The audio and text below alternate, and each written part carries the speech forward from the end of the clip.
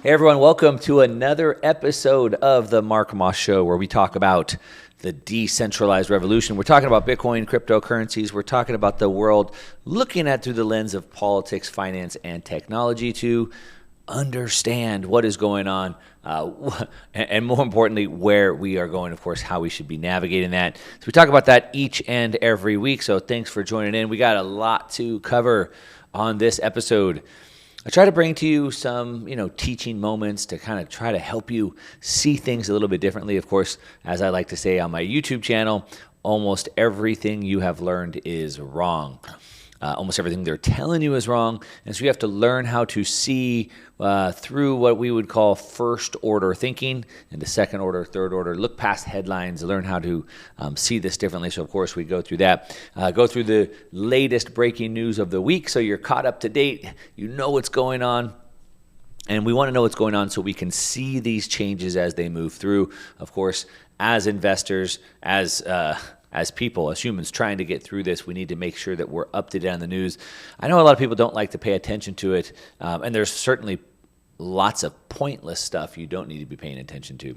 But as investors, as humans trying to navigate this, we want to be up to date on what's going on so we know how to move and react and accordingly.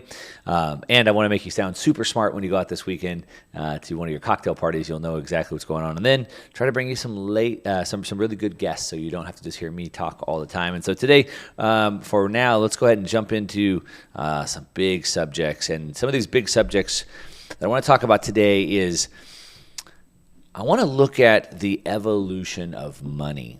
Now, a lot of people don't understand what money is. We went through this a few weeks ago.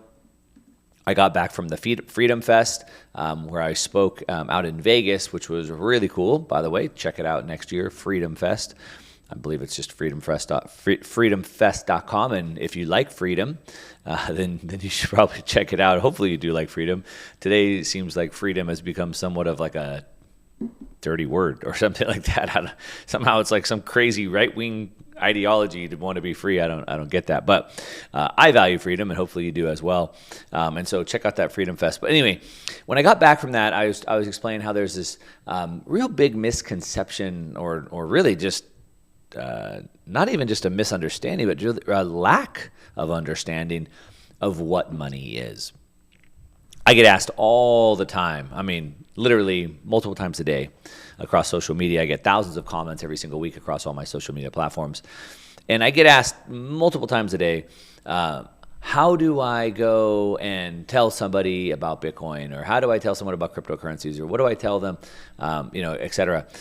But it's very difficult when they don't understand what money is. So we went through that. If you missed that, don't worry, I got your back. You can go check it out on the podcast. Just search Mark Moss Podcast on your favorite podcast player, iTunes. If you check out iTunes or the iHeart music app as well.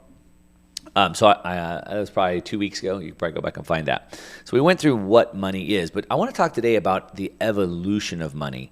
And we're going to take it all the way to U.S. Treasuries, bonds. We're going to talk about the financial markets. So you can understand how this evolves, what money is, and how that fits into that. So hopefully that makes sense to you. So we're going to talk about the evolution of money. We're going to talk about risk assets, places that we put money, stores of value. We'll talk about how Bitcoin fits into that, correlation with stocks. We'll talk about commodities, other places we can put money. And then, like I said, take it all the way to U.S. Treasuries, which we have a really big report that just came out from Bloomberg Intelligence. Pretty credible people to listen to. And so I want to cover this new report talking about what they see happening with commodities and treasuries and Bitcoin. Lots to cover this week, so let's jump in. By the way, if you're just tuning in, you're listening to the Mark Moss Show. Of course, we talk about what I like to call the decentralized revolution. If you don't know what that means, well, don't worry. I also recently did a show on that, so go back on the podcast and check out that episode if you want to know what I'm talking about. But I'm talking about through the lens of politics, finance, and technology to see how this world is changing, and we're witnessing the pendulum shifting from centralization, swinging back to decentralization. So that's what we're talking about. So the first thing is, like I said, not going back into what is money. I've covered that at length, but really about the evolution of money. So what we use as money. So money, just real quickly, it's a store of value or communicates value. It's communication. We can think of it as a favor. It's reflective of the goodwill that I put into the world. But what we want to use as money, what do we want to use to communicate that value? Well, it's changed throughout history. It's been many things. It's been rocks and feathers and seashells. It's been commodities. It's been wheat. It's been oil. It's been gold, right? Gold's been money for 5,000 years. And you have to understand first that nobody wants money. What they want is the things that money will get them, right? So what we want is goods and services. We want food. We want food. We want shelter. We want clothing. We want energy. And then we want other things after those basic things are taken care of. And so we want the things money will get us. We don't want the money. So in the beginning, we didn't have money. We just had barter. I wanted a chicken. You wanted a goat. So we would trade. But eventually, if I had a chicken, you had a goat, but the chicken's not worth one goat, and it's not really easy to divide the goat up, so we don't have a trade there, or you don't like chicken, so we have no trade there. So then I might say, well, hey, would you take this item instead? And now that item is what neither of us really wanted, but it becomes a medium of exchange, MOE. So in the evolution of money, we'll break down how this works, but it goes from this barter system to this medium of exchange. And what's important to understand is in this process, enough things become kind of common to be this medium of exchange that eventually one will emerge to become the best one. So it's emergent. So free markets choose it based off of what more people want than other things. Now, there's an evolution to how this money works. And so it starts out as typically collectibles. Remember, we don't want the money. We want the things that it gets us. So what I want is the goat or I want the chicken. You don't want what I have, so would you take this other thing instead? So it has to be recognizable, has to be somewhat desirable, and you have, widely accepted. So maybe you want to be able to trade that to somebody else.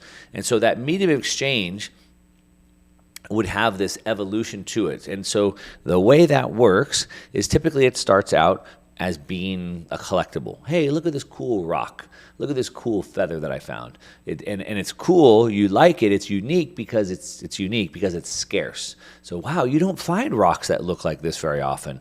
This is super rare. Look how cool this rock is. Or look at this feather. I've never seen a feather like this before. This feather's amazing. I'm going to save this feather. This seashell. I've never seen this seashell. This seashell's not from around this area. We've never seen this before. This is really cool. I'm going to collect it.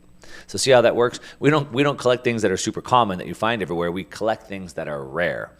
So think about that first. The scarcity aspect of that. It must be unique, must be scarce, and then we collect it. And it could be baseball cards we collect. It could be seashells that we collect. I know my daughters, they love to collect sea glass. We're surfers, so we travel the world. We go to beaches all over the world. And everywhere we go, they like to find the sea glass, so bottles that have broken. They get tumbled in the sand and the rocks for, who knows how long, years. And the sea glass is no longer sharp, jagged, broken glass. Instead, it gets rounded and smooth, and we can find it in green and blue and white and all these different colors of sea glass.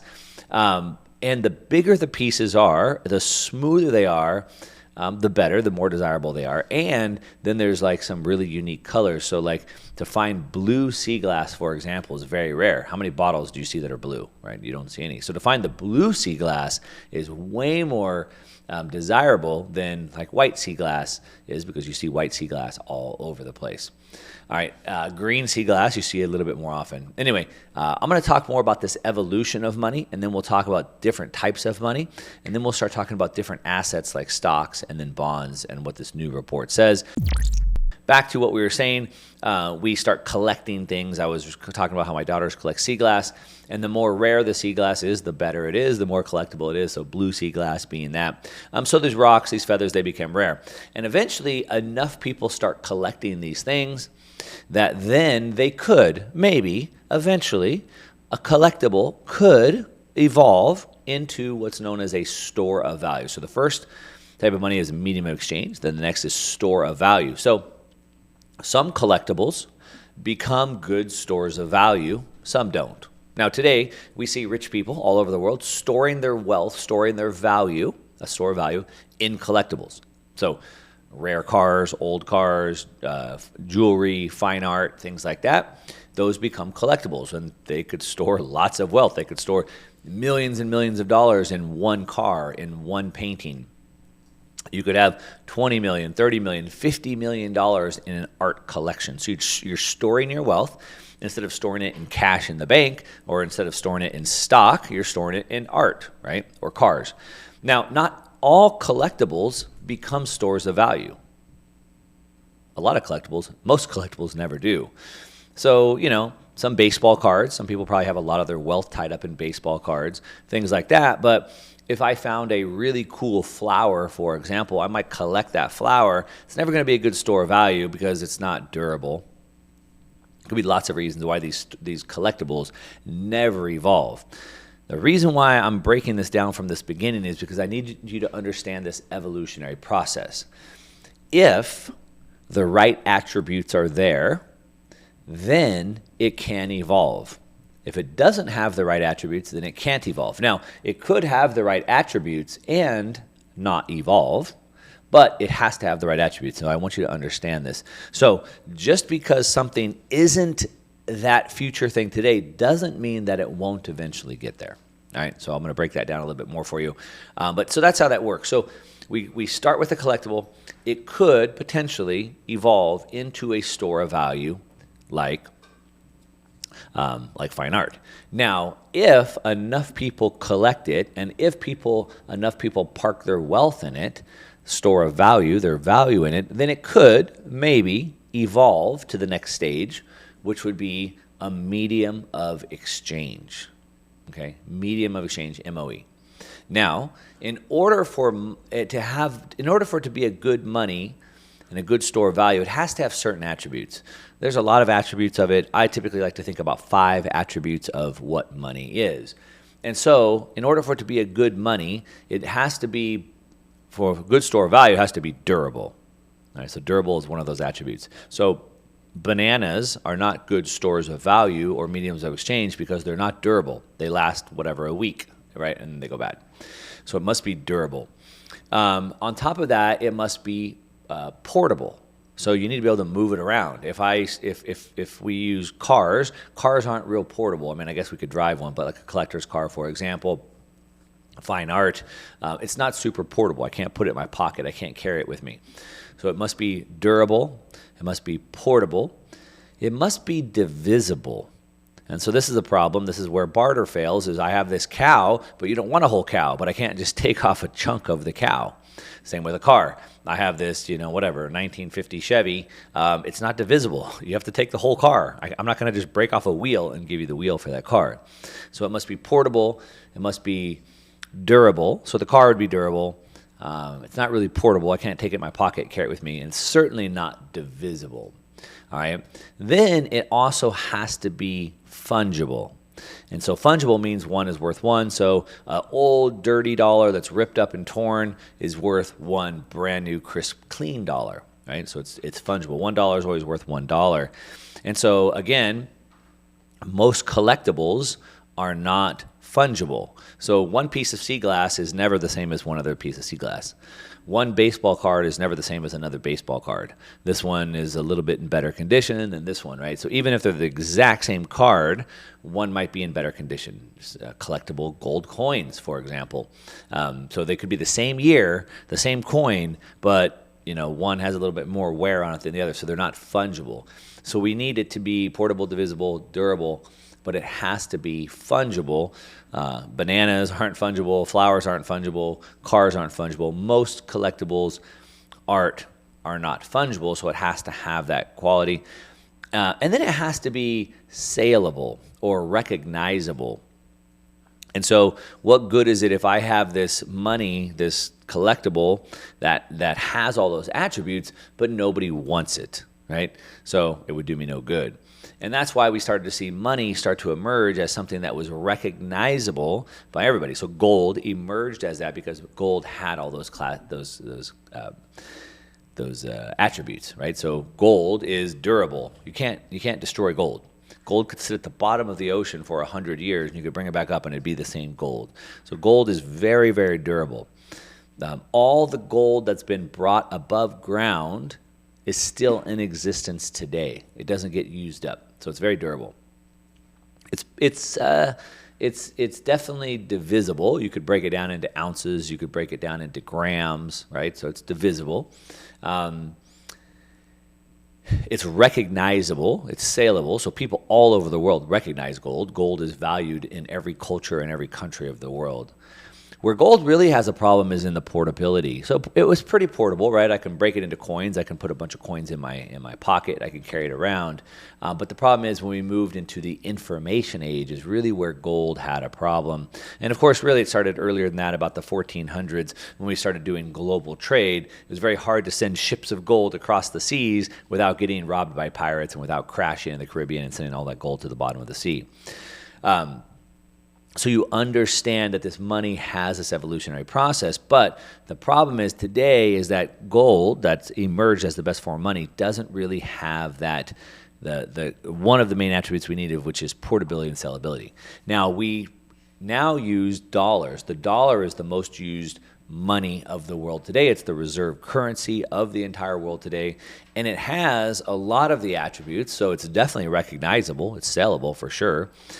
It's super portable, right? So I don't even carry cash anymore. Now I can just zip it around electronically, right, with debit cards and wire transfers and things like that. So it's definitely portable. So it's recognizable. It's portable. It's divisible, right? I can easily wire you $1 million, or I could give you a penny, right? So it's divisible down to a penny. The problem is that it's not very scarce. It doesn't work as a good store of value. So there's trade-offs with each one of these things. Gold could be a better store of value, while money has other properties such as it's more portable. All right, so we're talking about this evolution of money so you can understand how this is working. We're going to take it all the way to different types of money, including treasury bonds like U.S. treasuries, which are basically considered risk-free assets. So we're going to take it all the way to there. But we started with the evolution of money, starting with barter, seashells, rocks, feathers, etc. Talked about how one emerged to gold. And we talked about the shortcomings of gold. And so now gold, it's not portable. And so we had to put debt on top of it, which were the paper gold certificates, the dollars. But then those have shortcomings as well because they're not scarce. And so they print too many of them. So that's a big problem of them. And also they're basically liabilities. And so if I have the gold, no one has the gold. But the paper gold certificates mean that somebody owes me something.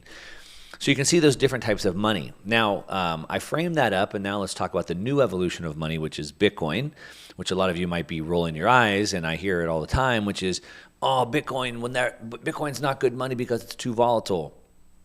Bitcoin's not good because it's XYZ, fill in the blank. It's too volatile is typically what we hear. It's not a good store of value. Look how much it's down from its all-time high, right? And those types of things. And so the reason why we started with this evolution process is so that you can understand that nothing emerges completely built. It's always an evolution. All technologies are like that. If you saw like a little baby animal being born or a human being born, right? I mean, you say, there's no way that little baby would ever be, an all-star athlete, for example. Look how small the baby can't even sit up. It can't even hold its head up. It's like, well, give it time. Like it will grow. It could become that all-star athlete. It's like if you were looking at, LeBron James when he was, 8 years old. No way he'll ever be a good basketball player. Look how small he is. It's like, well, did you see his parents? And did you see his pedigree? He has a good chance of becoming that. Doesn't mean he will, but he could. If we were walking through the forest and we're like, hey, look at this little tree. Can you believe one day it's going to be this giant oak tree? And you're like, no way, Mark, you're stupid. Look how small that tree is. There's no way that will ever be a big tree. And it's like, well, it's an oak tree. And so the reason why I say that is because that's about how ridiculous people say when they say something like that about Bitcoin. No way Bitcoin would ever be. It's too volatile. It can never be used as a medium of exchange. Nobody accepts it. It's not used enough. Okay, that's all fair, just like that small oak tree. But it doesn't mean that it can't become that one day. And so everybody's expecting way too much too soon. I mean, we go back to the internet days, for example.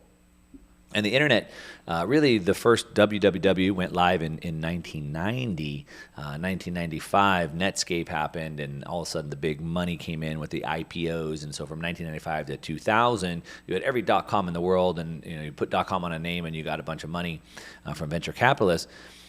And you had everything. You had webvan.com and pets.com and all these things, but they all went out of business because by the year 2000, 10 years later, still nobody was buying stuff online. The internet was too slow. It didn't really work for that. There was nobody using it. Less than 10% of people had ever bought anything online by that time. So a decade went by. And the same thing was said, this internet's stupid. No one's ever going to use it to buy anything. As a matter of fact, true story, in 2001, after the dot-com crash, I thought it'd be a good idea to start an e-commerce business and sell products online, which of course today seems like a no-brainer. We buy everything online. But in the year 2000, that's not how it was.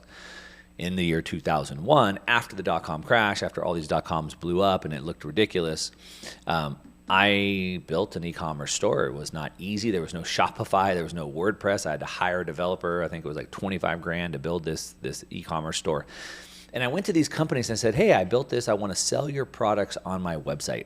And they laughed at me and they told me no one would ever buy anything online. And I said, well, I beg to differ. I think they will. And, I built this website and I want to sell your products. I said, I'm willing just to give you the money and I'll give you the money. And if I don't sell it, it's on me. And they said, no, we don't even want our products being sold online. And so again, they couldn't see that evolution. Sure, that was true. In the year 2000, a full decade after the internet went public, nobody was buying anything online. But it didn't mean that nobody ever would. And so you have to be able to kind of see the future. Now, talking about seeing the future, look at Netflix. So Netflix, so like flicks like movies on the net, on the internet, right? Makes sense. Today we stream movies on the internet, on Netflix, right? But when it first launched in 1997, there was no movies on the internet. There was no flicks on the net. It didn't work like that. The internet was way too slow. You couldn't watch movies online. And so Netflix started with a model where they would mail, using snail mail, mail you a DVD to your house. And I think the way it used to work is you would keep 3 at a time. And so you could choose any 3 movies that you wanted. They'd send them to you. When you were done, you send them back. And you always had your queue, and they'd just send you new movies.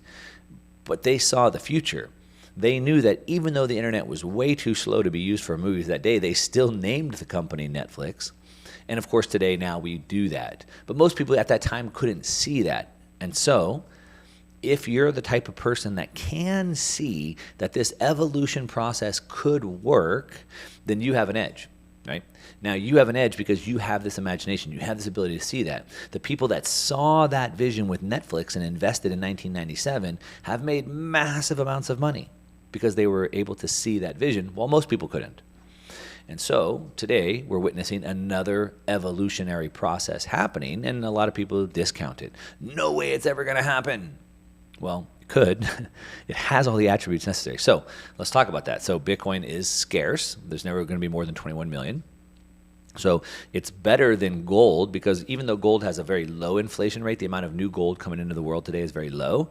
It's still going up. So there's an infinite amount of gold as far as we know. So it's more scarce than gold, definitely way more scarce than dollars. It's durable. You can't destroy it. You can't steal it. You can't hack it. So it's more durable than gold, definitely more durable than dollars. It's divisible. So gold's divisible down to a gram, and dollars divisible down to a penny. Bitcoin is potentially infinitely divisible. But where it really wins is it is more portable. And so right now, I could send you Bitcoin anywhere in the world within a split second, but I couldn't send you gold in a split second. And so it wins on all those. But again, you say, but Mark, look how volatile it is. It could never be money. Well, remember, there's an evolution. So it starts as a collectible. People started collecting Bitcoin. Then it evolved to a store of value. Now, it's still not the best store of value because it's still pretty volatile. However, yes, it's down from its high, but it's up from its low. So yes, it's down. And I'm going to talk more about that in a minute. And then eventually it could move into the medium exchange. Now, a couple things I want to talk about on this. So one, but it just trades like a tech stock. It moves like the Nasdaq. Okay, so I want to talk about that specifically. We're talking about tech stocks, and we'll talk about the Nasdaq, and I want to talk about the correlation. I want to talk about how the correlation has changed and why that's actually a good thing, a feature, not a bug. So we're going to talk about that. And then I want to talk about commodities and treasuries and talk about this new report that came out by Bloomberg Intelligence that you need to know about. The pushback, the objections that we hear to Bitcoin are because people don't understand there's an evolutionary process. Just because it's not that today doesn't mean it won't ever be that way, right? You have to understand that. So Bitcoin's volatile. Let's talk about that. Bitcoin just moves like a stock. It's too volatile. So yes, it does. It moves like a risk-on asset, like a tech stock, like the Nasdaq. So risk-on assets move differently than other type of assets or risk-off assets. So, for example, in November of 2021, when the Federal Reserve came out and said that they were going to go into raising rates and quantitative tightening, risk-on assets sold off, meaning the Nasdaq and Bitcoin at the same time made new highs and started selling off, and they've been on decline ever since. And the S&P 500 didn't start selling off until January. So we see that happening. So Bitcoin has been trading like a tech stock, but it's not a tech stock. It's like that, but it's not. But what happens is we have this correlation. So that means that it's moving with it most of the time, and that most of the time is the key piece here. So what we can see is that the correlation with the Nasdaq has been 90%. So 90% of the time, Bitcoin has moved like a tech stock, like the Nasdaq, since January 1st of 2017. But what about the 10% of the time that it's not correlated? And that's the key piece here. So what we can see is that in 2013, we saw the correlation drop, and during that 10% of the time it wasn't correlated, Bitcoin moved up by 1,100%, 1,100%. Then in 2013, we saw it again, and it became uncorrelated, and it moved up by 580%. Then in 2017, we saw it become uncorrelated and move up 330%. So while it may be correlated 90% of the time, it's the 10% of the time that it's not, that it's making these massive moves. But what we're also seeing is that the correlation is waning, or it's getting less and less and less. And so what we can see is since 2013, it was correlated 0.91, 91% of the time. But since 2017, it dropped, and it's been down to 90% of the time. Not a huge drop, but it's a drop. But in the last 12 months, it's only been correlated 80% of the time. So there's an evolutionary process. As Bitcoin gets bigger, as it gets more widely adopted, as it gets more use, then the volatility and the correlation go down. Volatility, we saw it have 95% drawdowns. Then it had 90% drawdowns. Then it had 85% drawdowns. And then 80, and then 75. And now we're at like about a 70% drawdown. So now we're starting to see the drawdowns, meaning from the highest point to back to the lowest point in that cycle, is getting less and less, from 95, 90, 85, 80. Now we're into 70% drawdown. So the volatility is getting less and the correlation is getting less at the same time. The evolution is happening. Now, back to this article I've been teasing up. There's an article that just came out this week from Bloomberg Intelligence. So Bloomberg, pretty widely respected name. And this article came out, and it says that Bitcoin may behave more like U.S. Treasury bonds, per Bloomberg Intelligence. So you have Treasury bonds are what's called a risk-free asset. This is where typically you'll see big institutions, pensions, et cetera, but really sovereign nations will park their wealth. If you got $100 billion, you don't just put it in Wells Fargo or JP Morgan Chase. You're typically buying treasuries with that. And that's the biggest type of collateral risk-free assets. And they're saying that Bitcoin may behave more like treasury bonds. And it says Bitcoin markets will behave more like that of treasury bonds and gold during a market recovery. So per the latest crypto market research from Bloomberg Intelligence, Bitcoin is starting to behave more like United States treasury bonds and gold rather than stocks. So in this month, in this Crypto Outlook report, it was put together by Mike McGlone and another analyst, Jamie Couts. They compared Bitcoin to those of gold, bonds, and oil. And they said that the macroeconomic influences, so the bigger influences of the economy, the jobs reports, commodities, the cycles, things like that, such as the Federal Reserve's monetary policies, like the Fed, increasing the money supply, decreasing the money supply, have resulted in similarities in treasury bond markets and Bitcoin. So most people think that Bitcoin's way too risky, it's way too volatile. No one would ever think of comparing it to a treasury bond, which is considered a risk-free asset, but they're saying that's exactly what's happening.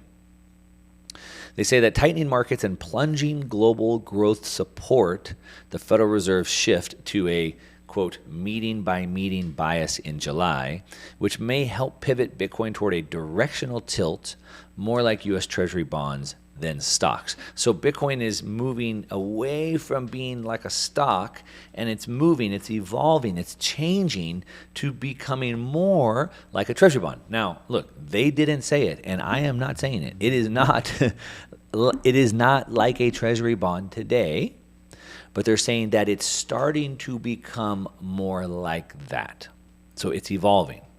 They added that a, quote, dump following pump nature of commodities and receding bond yields suggest an increase in the probability of bonds and gold and Bitcoin being buoyed as inflation decreases. So what does that mean? So commodities kind of have this pump and dump. They're saying a dump following pump nature of commodities. So commodities are real things, tangible things, oil, wheat, gold, etc.